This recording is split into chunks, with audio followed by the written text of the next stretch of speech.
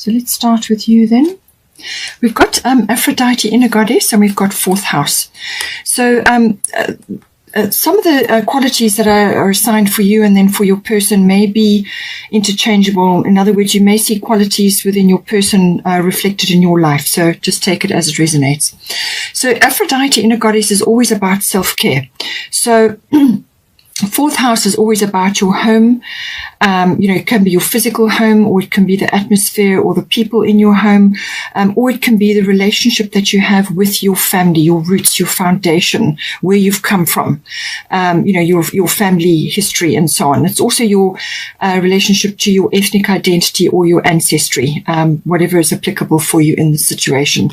So it seems that with the inner goddess Aphrodite, it seems like you need a bit of self-care at this time. Perhaps you've been through the mill with this fourth house roots. Whatever, either you have been moving or you are moving or something is changing within your home. You could be renovating, you could be updating, you could be relocating physically, but also changing something within the home, or it could be that somebody else is going out or somebody's coming in, or there's the atmosphere in the home. But it can also be to do, as I said, to do with your relationship with your actual family. So whatever's gone on, it seems that you need some time to yourself at this point. So inner goddess, awaken the goddess within you through dance, self-care, and appreciating your divinity. But ultimately what this is about is appreciation of your body, your energy levels, your time, and just appreciating your essence, whether that's your sexuality or your sensuality, or just what really is good for you in every way, shape, or form. So put yourself first in this case. Whatever is good for you. It could be a spa day. It could be walks in nature. It could be some sort of makeover. It can be perhaps going for a haircut and a change of look. Whatever is appropriate for you. It can also just be spending time at home quietly reading a book without media interference or without the interference of others around you.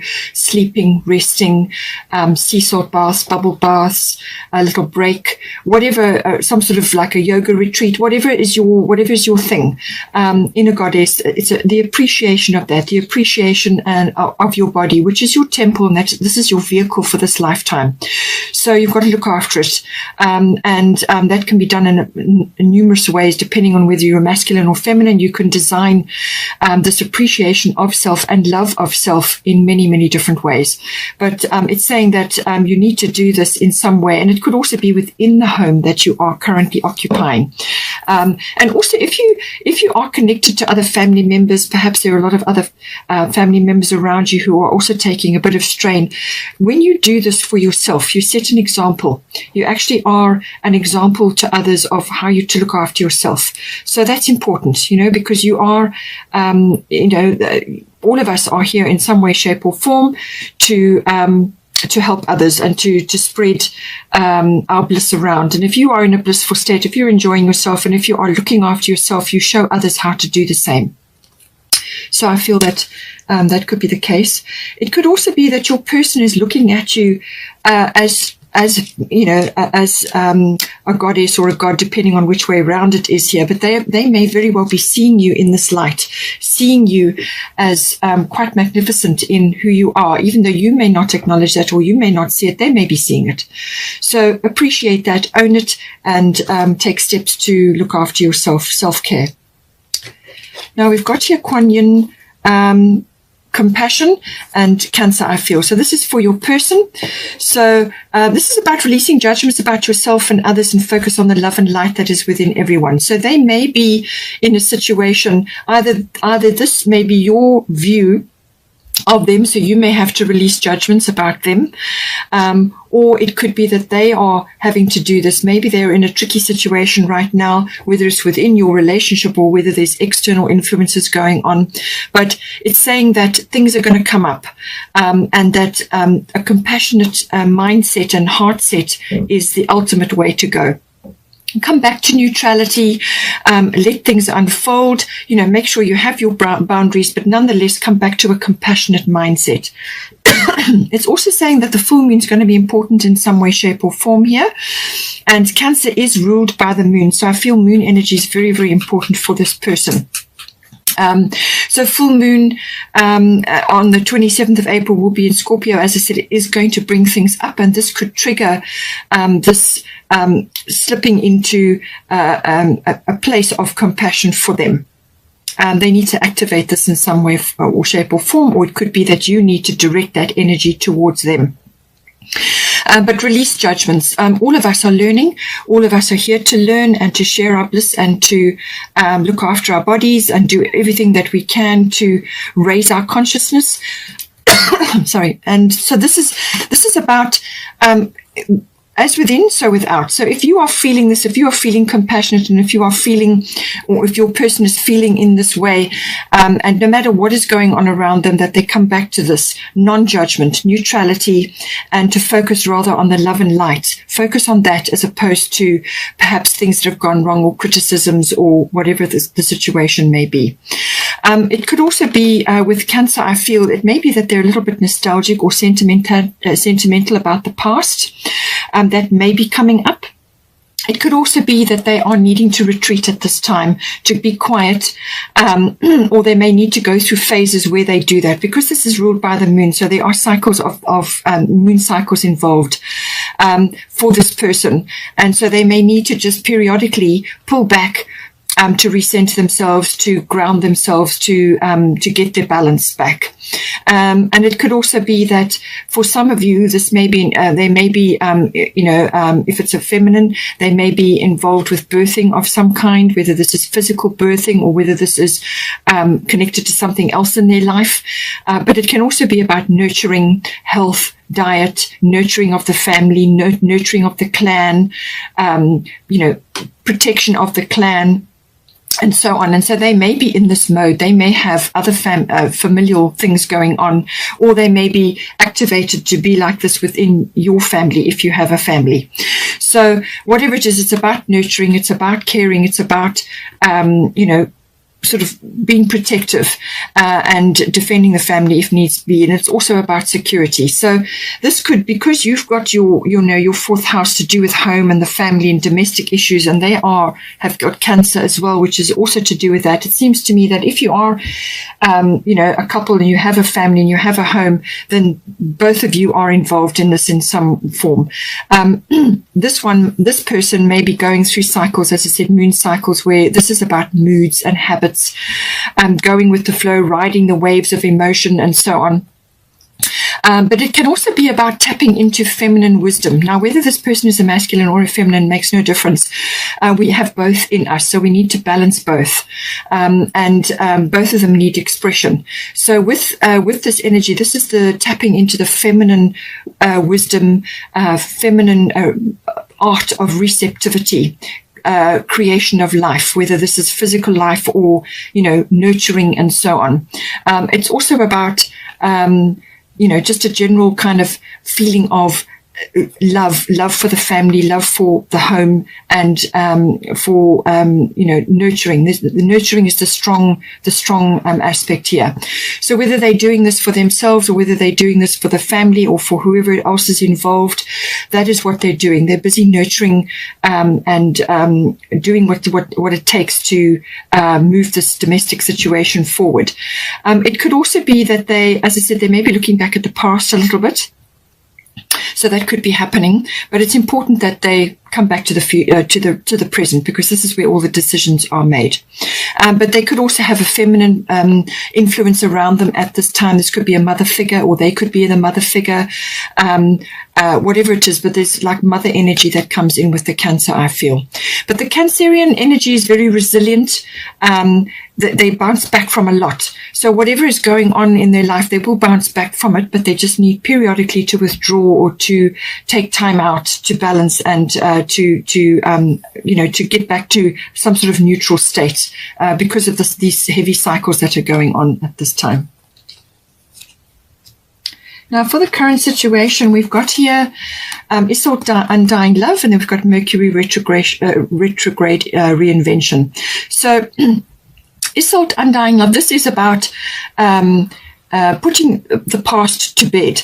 And this is normally associated with past relationships, or in some cases it can be somebody has passed over within your immediate circle. It can be a previous partner, or it can be some other aspect coming into the relationship which has a bearing on the relationship. But it can also be putting the past to bed from past relationship experiences. So this is a theme currently, whether it's for you or your person or both of you.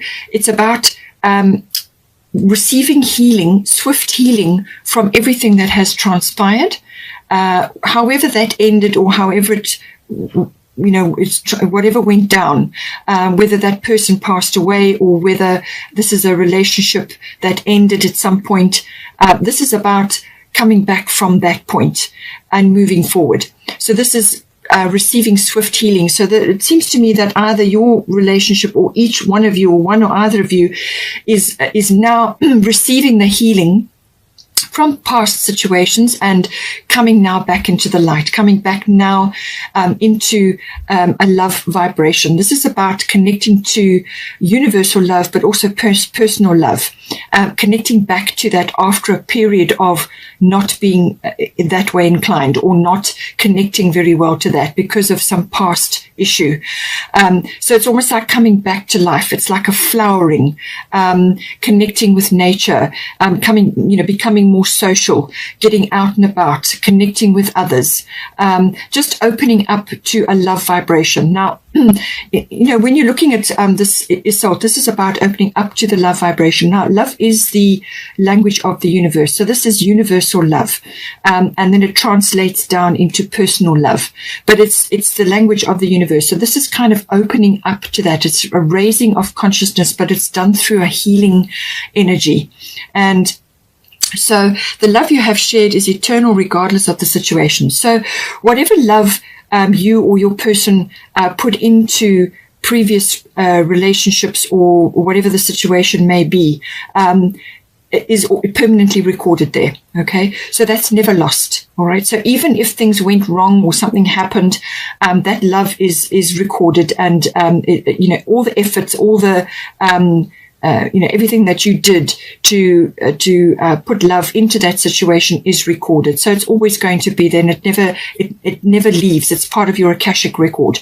So, but this is about now opening up to new love, or to the love vibration. And you can do this by welcoming it into your life in some way, shape, or form, whether you are with somebody or not. But this is a love reading. So this is about almost like coming back to life, as it were.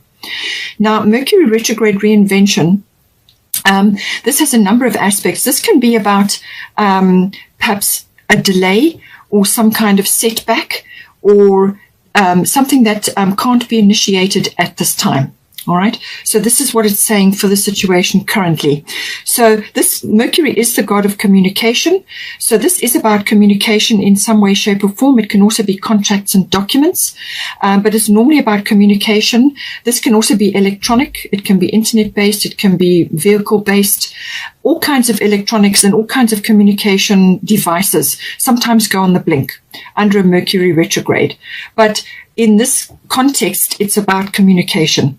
So it's saying that there's some delay, or there's some situation which is causing you both, or one or either of you, to go back to the drawing board in some way, shape, or form. There's something that needs refinement here, or a new plan needs to be come up, or possibly you are grappling with changing circumstances which are happening every other day or every week, and so you have to keep constantly adapting. But it's saying there is some delay or some kind of pause that is necessary now, back to the drawing board to refine the plan, or whatever it is that needs to be said, or however it needs to be enacted.